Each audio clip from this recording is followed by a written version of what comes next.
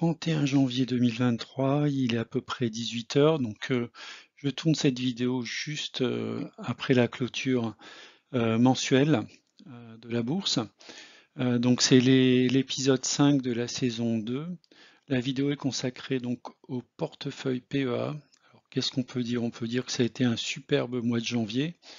Donc le portefeuille a bien monté, comme la bourse. Donc on est aujourd'hui pour une valeur du portefeuille de 76 558 € et une plus-value de 22 240 €. C'est bien sûr une plus-value latente. Alors la particularité de cette vidéo, c'est que j'ai ouvert un PEA-PME et je vais donc dans cette présentation regrouper en fait la valeur du portefeuille PEA et également la valeur du portefeuille PEA-PME. Alors j'ai trouvé une illustration assez sympa qu'on trouve sur TradingView. C'est en fait une vision sous forme de carte de chaleur ou heatmap, donc de la performance boursière du CAC 40 et de ses composants répartis par secteur d'activité. Donc ce qu'on peut voir, c'est globalement au mois de janvier, à peu près tous les secteurs ont performé, à l'exception éventuellement de la partie technologie, de la santé, également minéraux et énergétiques. Sinon, on peut voir que le secteur du luxe a très bien performé. Alors c'est sans doute lié à la réouverture de la Chine. Et puis on peut voir que tout ce qui est technologie, la finance par exemple, ont également particulièrement performé sur le mois de janvier. Alors avant de rentrer dans le détail du portefeuille, donc je ne suis pas conseiller financier. Cette vidéo n'a pas pour but de vous proposer un placement financier ou un quelconque conseil d'achat, mais uniquement un but pédagogique et de partage. Vous restez responsable de vos investissements. Alors, j'ai fait une vidéo sur mes objectifs et ma stratégie, donc je ne vais pas revenir dans le détail. Par contre, je vais quand même garder en ligne de mire en fait ma cible pour la fin de l'année 2023, c'est 89 831 €. Donc sachant que je suis parti d'un montant initial donc de 63 149 €, une contribution mensuelle, c'est-à-dire un versement de 600 € et avec un objectif, alors non pas de rendement, mais de progression du portefeuille de 8%.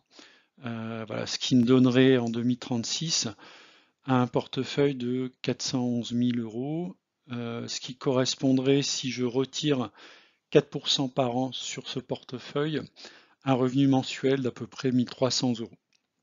En tout cas, c'est l'objectif, même si pour l'instant, sur les 2 années de fonctionnement du PEA, en tout cas sur le début de la chaîne, je suis quand même en retard, notamment sur l'année 2022, je suis en retard de 4 000 €. Alors peut-être que 8% c'est un petit peu optimiste, mais bon, sur le long terme, en tout cas, c'est la cible que je me suis donnée. Alors, on va démarrer par un panorama des marchés, donc principalement le marché français, le CAC 40, son indice phare. Donc 7082 points à la clôture, c'est une légère progression. Alors là, c'est tiré de Boursorama qui met 0%. Sur Bourse Direct, j'ai un peu plus, j'ai 0,02 je crois. Donc toujours est-il que pour le mois de janvier, donc on a un superbe démarrage, plus 9,5% de croissance. Donc ce qui va donner sur les 3 mois 13%, pardon. Donc c'est un démarrage qui a démarré déjà depuis à peu près la fin de l'année dernière. Et puis si on regarde sur un horizon 1 an, donc on a une progression de 1,28%. Sur 3 ans, 22% et sur 5 ans, 29%. Donc on est bien sur un investissement de long terme.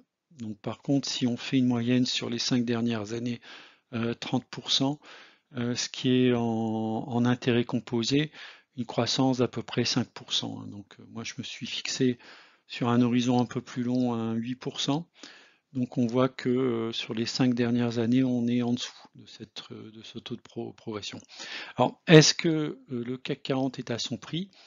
Donc 7085, alors selon calcul de droite de régression sur les 20 dernières années, on est un petit peu au-dessus en fait du prix théorique du CAC 40 qui devrait être sur la fin de l'année 2023 à 6161, on est aujourd'hui à 7085, donc on pourrait tout à fait avoir une correction qui serait justifiée de l'ordre de 13% d'ici la fin de l'année. Alors je dis pas que c'est sur ce sur quoi je mise ou c'est ce qui va se passer. En tout cas, si on s'en réfère à la droite de régression, qui a un coefficient de corrélation relativement bon, 0,72, donc on peut estimer qu'on est à peu près en surchauffe depuis 2-3 ans et qu'on pourrait avoir à nouveau une correction en fait qui ramènerait le CAC 40 sur donc sa droite, sa valeur historique qui serait plutôt autour des 6200. Alors la situation du PEA au 31 janvier 2023, donc on a une valeur de 76 558 euros et une plus-value de 22 240 euros. Les montants investis, donc 54 300 euros. Donc j'ai encore pas mal de marge, hein, donc 96 800 si je compte uniquement mon PEA et 170 000 euros si je compte le cumul entre le PEA et le PEA PME. Voilà, donc je vous ai mis le détail. Vous avez donc pour le PEA, vous avez donc 22 208 euros, c'est la plus-value latente. Et pour le PEA PME que j'ai ouvert très récemment, donc il présente une petite plus-value de 32 euros.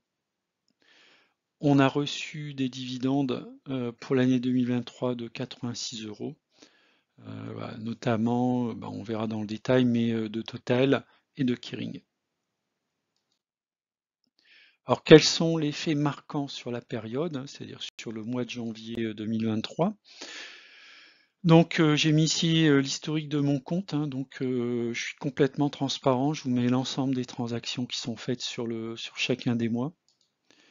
Donc un apport de 600 euros.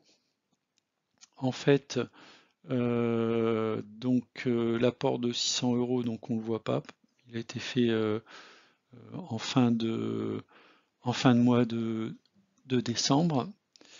Alors, on a reçu des coupons, donc Total Energy pour 77,28 euros et Kering pour 9 euros, ce qui fait un total de 86,28 euros.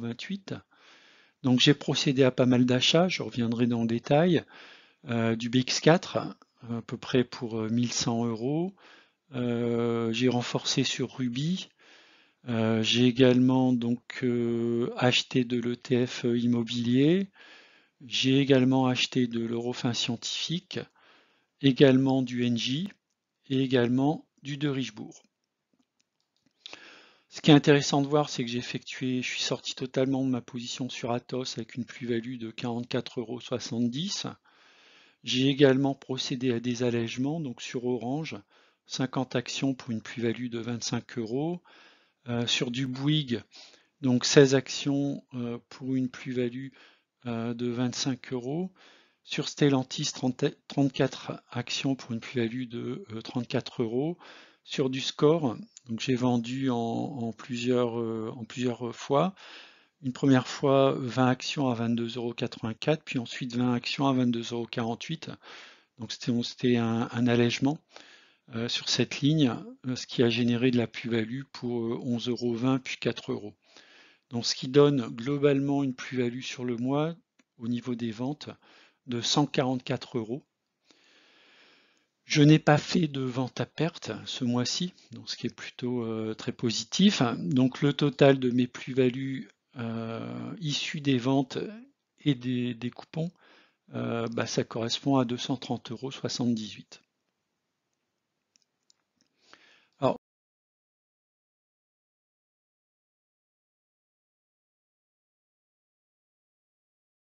si on rentre dans le détail, en fait, sur les achats que j'ai effectués au sein de mon portefeuille, donc j'ai démarré par de Richebourg. Donc de Richebourg, il y a deux aspects. Le premier aspect, c'est pour le rendement. Le dividende devrait être donc détaché le 14 février 2023, donc prochainement, dans 2 semaines. Un rendement au cours actuel de 5,5%. Et voilà, j'ai observé qu'au niveau graphiquement, après avoir évolué dans un canal descendant depuis le début du mois début de l'année 2022, on peut voir qu'à peu près depuis le mois de novembre 2022, la société, donc le cours de l'action de Richebourg évolue dans un trend, le canal haussier qui est représenté sous forme de canal en rouge, donc un canal ascendant. Alors je rentre relativement tard sur l'action, avec un prix de revient à 6,24 €, hein, si on rajoute les 6,23 plus l'euro en fait de coût de transaction, je suis autour de 6,24 €. Voilà, donc c'est un achat court-termiste, hein. Je ne suis pas rentré sur de Richebourg sur le très long terme. L'idée, c'est essayer de suivre le canal ascendant, on va voir jusqu'où ça nous mène, et sortirait très certainement de l'action si le cours est amené à sortir en fait de ce trend haussier. Un deuxième achat que j'ai effectué, c'est sur Engie, donc c'est également un achat court-moyen termiste.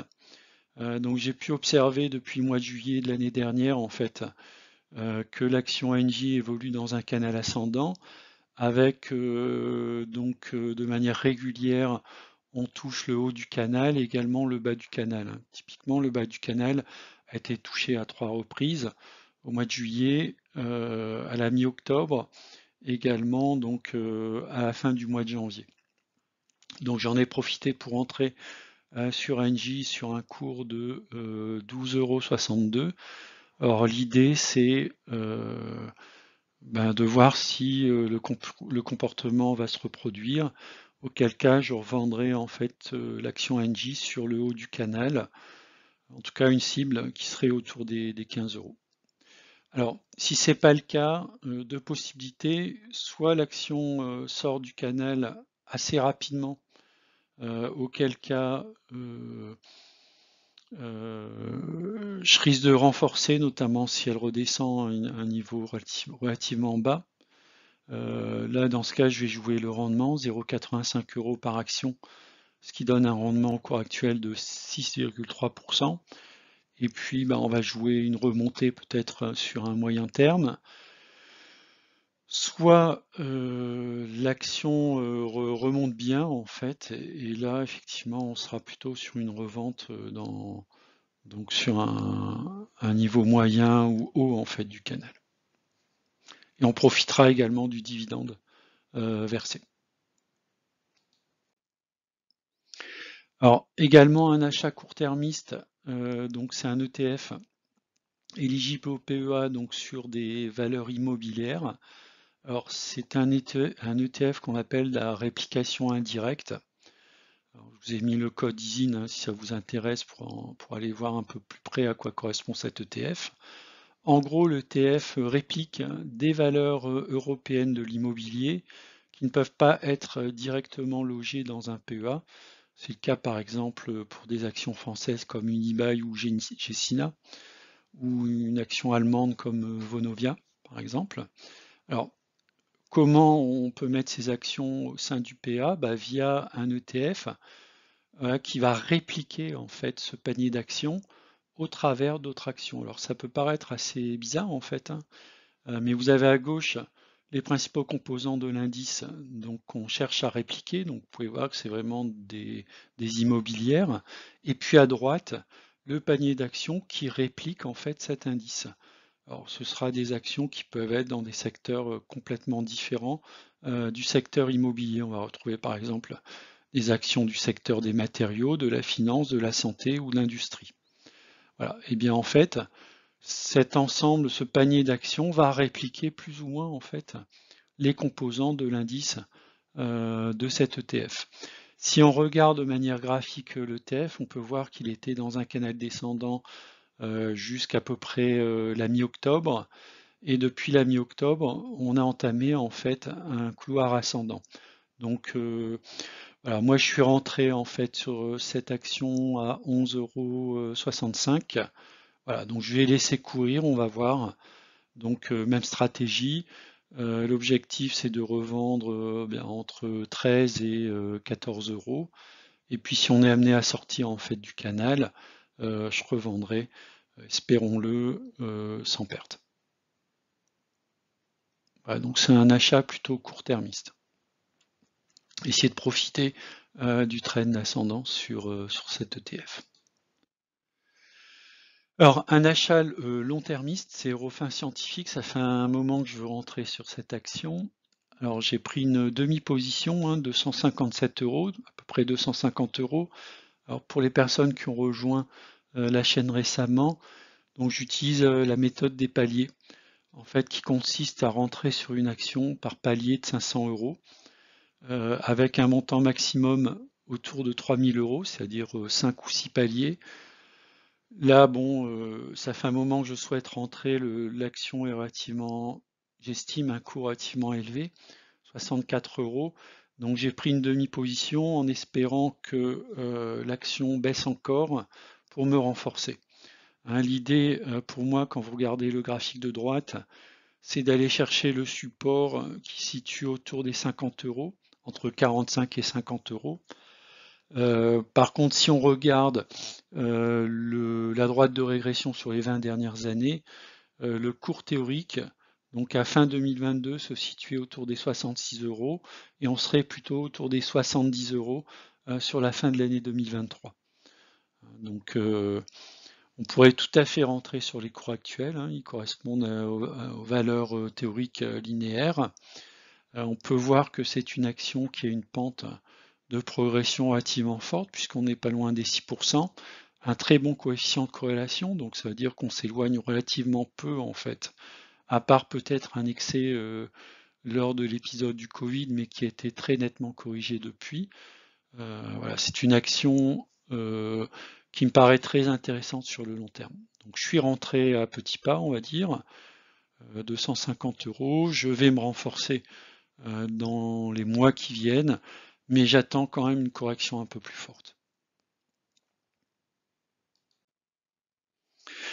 Un achat court-termiste, donc le BX4. Alors l'idée du BX4, eh bien, si vous vous souvenez, une vidéo que j'ai fait dans les mois précédents, j'avais dit, j'avais déterminé ici un canal descendant en fait depuis le début de l'année 2022 sur le CAC 40, et je me suis dit, pourquoi pas rentrer sur le haut du canal sur un BX4 et puis profiter éventuellement d'un retour sur le bas du canal, voilà, autour des 5800 pour réaliser une belle plus-value en fait sur le BX4. Alors ça n'a pas été le cas en fait. Le CAC 40 est sorti du canal, il a même franchi une résistance autour des 6800, 6950 points. Donc là, on est actuellement sur une zone d'accumulation autour des 7100 points. Donc j'ai acheté en plusieurs fois, hein, j'avais renforcé, ce qui me donne un prix moyen du BIX à 1,02. Donc là, je suis plutôt en moins-value latente. Donc qu'est-ce que je vais faire? Si le BIX4 rejoint les 6800, je vendrai avec une petite plus-value. Si le CAC 40 est amené à rejoindre les plus hauts historiques autour des 7400, je renforcerai en fait mon BX4.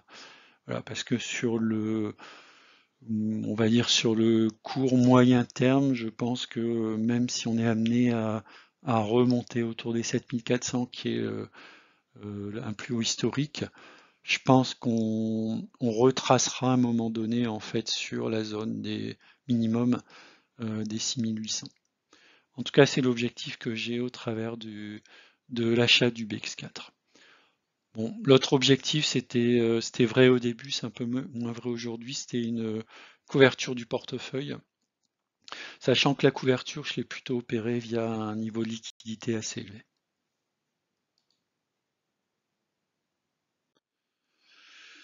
Alors, un petit focus sur le PEA PME. Donc, j'ai 4 valeurs en portefeuille. Bio-UV, c'est un transfuge en fait du PEA vers le PEA PME. Et puis les 3 autres lignes, ce sont des achats. Alors, vous pouvez voir qu'au niveau du PEA PME, je suis rentré sur vraiment des niveaux assez faibles. Notamment mon dernier achat, c'est Gerbet. Alors, pourquoi je suis rentré sur Gerbet?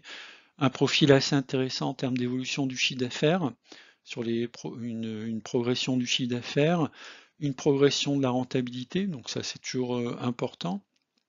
On peut voir un résultat net prévu qui est en plus forte progression du chiffre d'affaires, et puis un PER relativement faible qui tourne autour des 8. Au niveau graphique, donc c'est une action qui a pas mal baissé en fait hein, depuis la fin de l'année, même oui, la fin de l'année 2021. Donc a baissé tout le long de l'année 2022. On a pu voir donc c'est une action qui a pas progressé finalement depuis la fin de l'année 2022. Donc elle n'a pas progressé comme les indices ou comme pas mal d'actions. Elle a évolué dans un canal, on va dire plutôt euh, un canal de consolidation qui est représenté ici dans le rectangle bleu. Et puis depuis le début de l'année, donc elle est sortie du canal. Alors, il y a eu un petit pullback sur le haut du canal qui sert de résistance hein, autour des 18. Voilà, donc mon objectif c'est de revoir en fait un retour à la hausse en fait de l'action Gerbet. Donc là c'est voilà, c'est un achat également court-termiste. Hein. J'ai pas l'intention de conserver Gerbet sur le très long terme dans mon portefeuille. Voilà, donc là, je suis à peu près sur ma zone d'achat. 18, 18,38 le cours actuel, 18,44 mon cours d'achat. Alors, parmi les autres lignes, on peut voir que la plus-value en fait du PEA-PME, la plus-value latente est notamment liée au bon comportement de la société Wavestone. Moulin-Vech, je pense que je suis rentré un petit peu trop tôt en fait sur cette action. J'ai également fait une vidéo et je pense que le bon cours est plutôt dans une zone 30 euros, voire même 25 euros. Donc là, je suis rentré un petit peu trop en fait sur l'action Moulin-Vest. Alors maintenant, on va regarder le carnet d'ordre, hein. Donc, ce qui est pour moi le point le plus important dans mon portefeuille. Alors, euh, c'est un carnet d'ordre qui est partagé à titre informationnel.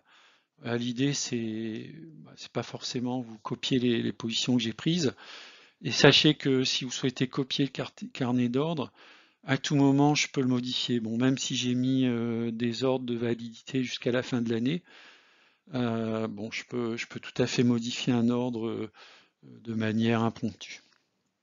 Ce qui est néanmoins l'idée ici de la validité, c'est que j'ai déterminé, indépendamment de l'évolution actuelle des cours, j'ai déterminé à quel cours je voulais acheter ces différentes actions. Et vous pouvez voir que la majorité des actions, ce sont des actions de fonds de portefeuille. On va démarrer par Air Liquide. Hein. Pour moi, c'est vraiment un achat long-termiste. Donc l'idée, c'est donc d'acheter du Air Liquide en dessous de mon PRU. J'ai un PRU actuellement autour des 127 euros. Donc l'idée, c'est d'essayer d'acheter en fait sur cette zone d'achat ou d'achat fort en fait que constitue la zone globalement 120, 130 euros, 120, 127 euros.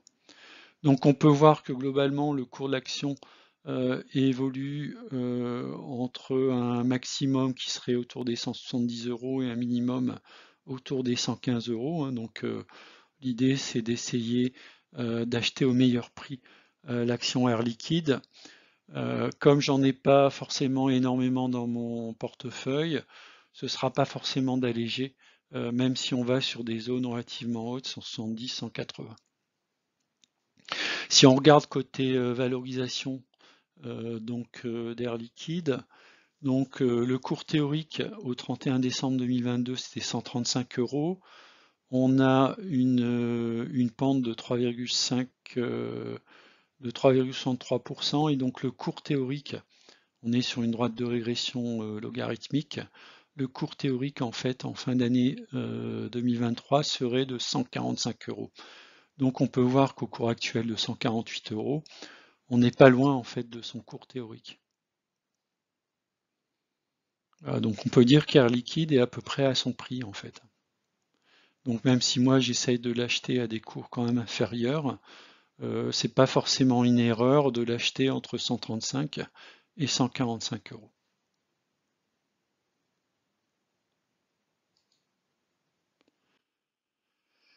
L'action suivante, c'est Airbus. Alors, c'est par ordre alphabétique, hein. Après Air Liquide, c'est Airbus. Donc, j'ai un prix de revient à 93,68.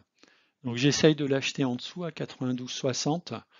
Alors, par contre, si on regarde la droite de régression, on peut voir que sur la droite de régression, le cours théorique d'Airbus serait plutôt autour des 105 à 111 euros.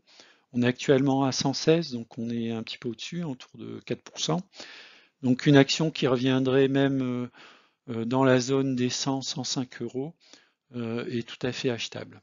Voilà, donc moi j'ai mis un cours à 92,6 en cas de forte chute des marchés ou même de l'action Airbus sur une très mauvaise nouvelle. Mais il n'est pas exclu que je me renforce. J'ai pas beaucoup d'actions, j'en ai que 7. Plutôt dans une zone autour voilà, des 100-105 euros dans un premier temps. Alors là, on peut voir un coefficient de corrélation de 0,91, ça veut dire que l'action Airbus évolue de manière très très proche de son cours théorique en fait, avec une très belle pente à 4,94. C'est également une action qui distribue du dividende. Donc dividende plus croissance, c'est une action à avoir dans son portefeuille sur le long terme. Capgemini, c'est une action que je ne possède pas dans mon portefeuille, donc là pareil, c'est un achat à long termiste. On est plutôt dans une pente descendante depuis le début de l'année 2022, même si elle s'est redressée ici depuis janvier 2023. Donc moi, ma cible, en fait, c'est 157 euros. Alors j'ai raté sur la fin de l'année, début d'année 2023, il n'était pas très loin des 157. J'avais mis un cours plus bas à 152. J'ai pas réussi à l'acheter. Donc là, ce que j'espère, c'est qu'elle retourne en fait sur une zone des 157 euros pour rentrer. Voilà, sinon, on voit qu'elle est dans un biseau descendant. Si elle sort du biseau, elle pourrait tout à fait retourner en fait vers des zones historiques autour des 210-220 euros. Notamment si les marchés américains de la technologie sont amenés à retrouver en fait des plus hauts historiques. En tout cas, sur Capgemini, je suis achat long-termiste. Dassault Systèmes, c'est un peu comme Capgemini. Alors là, par contre, j'ai pas mal d'actions, donc j'ai mis un ordre à 31,80. J'ai un prix de revient autour des 37. Je pourrais tout à fait peut-être même attendre, ne pas attendre les 31,80, mais en prendre plutôt autour de 33 euros. Donc on voit en fait que la situation, la configuration d'Assaut, c'est également dans un biseau descendant. Donc là, on est plutôt sur un point assez bas. Voilà, on pourrait être amené un moment à sortir du biseau et de retrouver une zone un peu plus confortable, notamment autour des 40 euros dans le courant de l'année 2023. Après, c'est un biseau, hein, si on sort par le bas du biseau, bon là on pourrait retrouver des niveaux beaucoup plus bas. Kering, achat long terme, j'ai fait pas mal d'allers-retours en 2022 sur Kering, ce qui m'a permis de gagner un peu d'argent. Donc là j'ai remis un ordre en fait plutôt dans la limite haute. En fait, on a une limite, enfin une zone 440-499 euros pour acheter. Donc là, je me suis mis relativement haut sur la zone pour faire un aller-retour. J'ai l'impression que le luxe avec la réouverture de la Chine vont connaître une très bonne année 2023. Donc ce que je crains, c'est que Kering ne retourne pas en fait sur la zone autour des 500 euros, mais qu'on parte plutôt vers les 700, voire un peu plus. Bon, on verra. En tout cas, j'ai deux actions Kering que je garde en attendant peut-être de retrouver des plus hauts autour des 700 euros. Mais si l'action est amenée à baisser, eh bien je renforcerai autour des 490-500 euros. Achat long termiste également sur Legrand. Donc on peut voir sur Legrand, en fait, j'ai mis un ordre de cette action à 68 euros. Donc 68 euros, on est quasiment à moins un sigma. Hein. Donc le prix théorique évolue entre 82 et 86 euros. On est actuellement à 82 euros, donc on peut dire qu'on est l'action à peu près et même un petit peu en dessous de son prix théorique sur la fin de l'année. Voilà, mais je suis un petit peu gourmand, je possède quelques actions Legrand et je voudrais vraiment ne pas augmenter de trop mon prix de revient. Michelin, donc très belle valeur. Donc là j'ai mis deux seuils, un seuil un petit peu en dessous de 26 et un seuil à 22 qui correspond à mon PRU en fait. 26 c'est mon PRU. Donc là achat long termiste. Là aussi on est en dessous en fait du prix théorique qui évolue entre 29 et 29 et 30 euros. Donc on a une croissance de 3,46% hein, au niveau du cours. On a également un dividende, donc la combinaison des deux, plus un coefficient de corrélation assez élevé, fait que pour moi, Michelin, c'est vraiment une bonne action de fonds de portefeuille. Donc Orange, pour moi, c'est un achat moyen termiste, même si j'ai du Orange dans mon portefeuille depuis un petit moment. J'effectue pas mal d'achats-ventes. Alors j'essaye d'acheter en dessous de mon PRU qui est 9,38 et j'essaye de vendre en fait quand je suis dans une zone que j'estime être une zone de vente.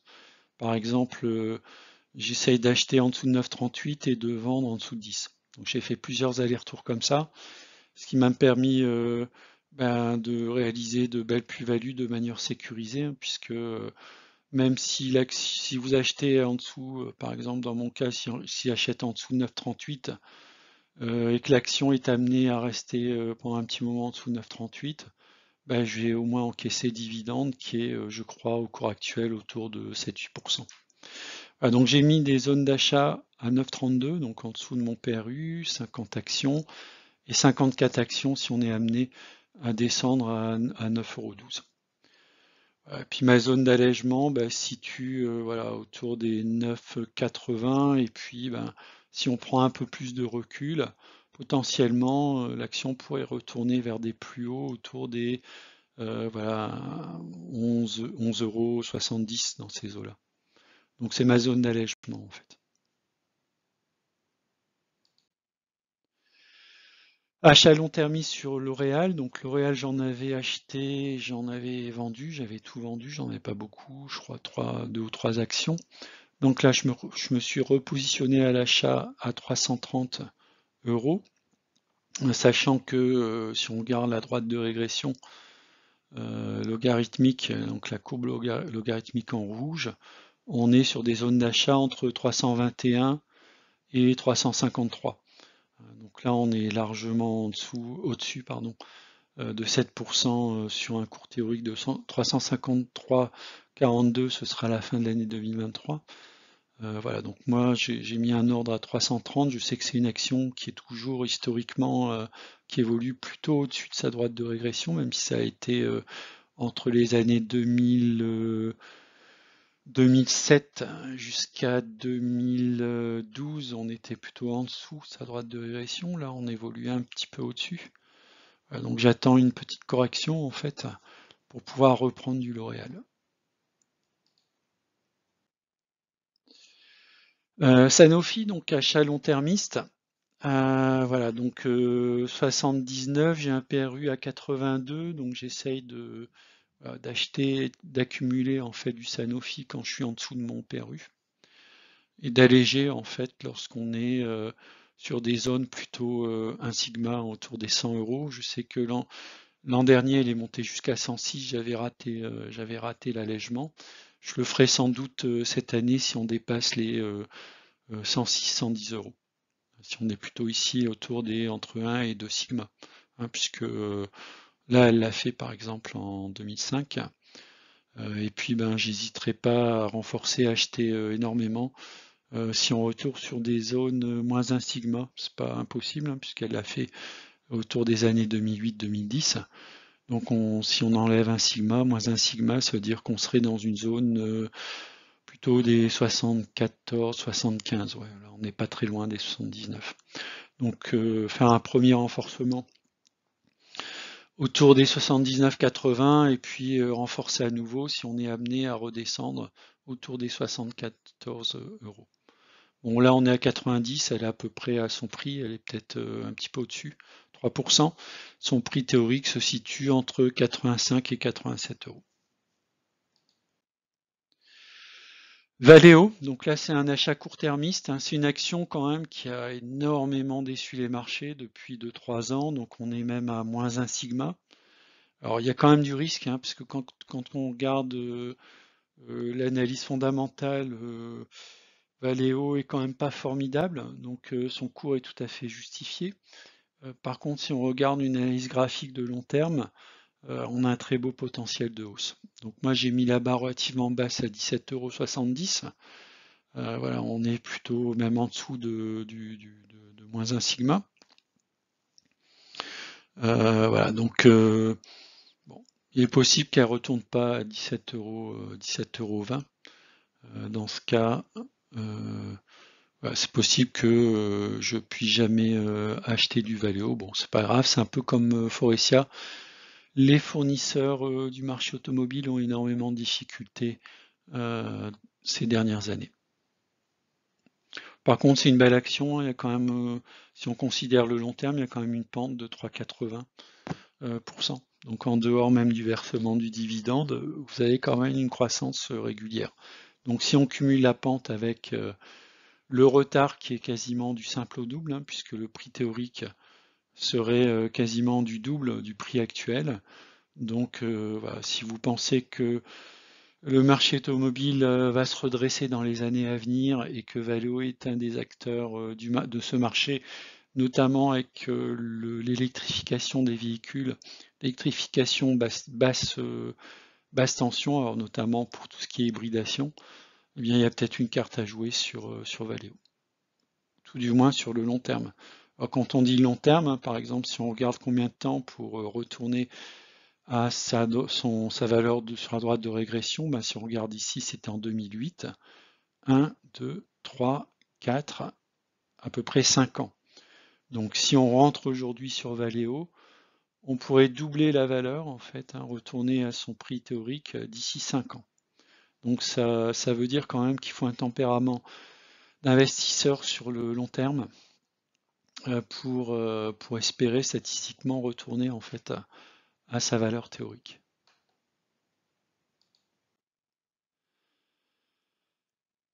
Alors voilà, très rapidement le portefeuille. Alors voilà, je pense que c'est la slide du mois dernier. Avant de terminer la vidéo, juste vous dire que j'ai créé un Discord. Alors le salon Discord, ça permet donc si vous y allez à échanger avec des abonnés ou des non-abonnés. Donc il y a pas mal de rubriques, une rubrique générale. J'ai créé une rubrique analyse graphique. Donc si vous avez des idées d'action avec une analyse graphique à l'appui ou une analyse de tendance, etc., n'hésitez pas à publier. Donc le Discord est ouvert à tout le monde. Donc l'URL est ici. Je mettrai le lien également dans la description de la vidéo. Donc il y a actuellement aujourd'hui à peu près une quarantaine de participants au salon Discord. Je remercie les personnes qui publient régulièrement des avis, des commentaires dans le Discord. Ça permet de faire vivre voilà, ce Discord. Bon, l'objectif, c'est vraiment pour les membres d'échanger entre eux des idées sur des actions, sur des investissements, etc. Voilà, c'est la fin de la vidéo. Je vous remercie de l'avoir regardé. Je vous dis à bientôt. Au revoir.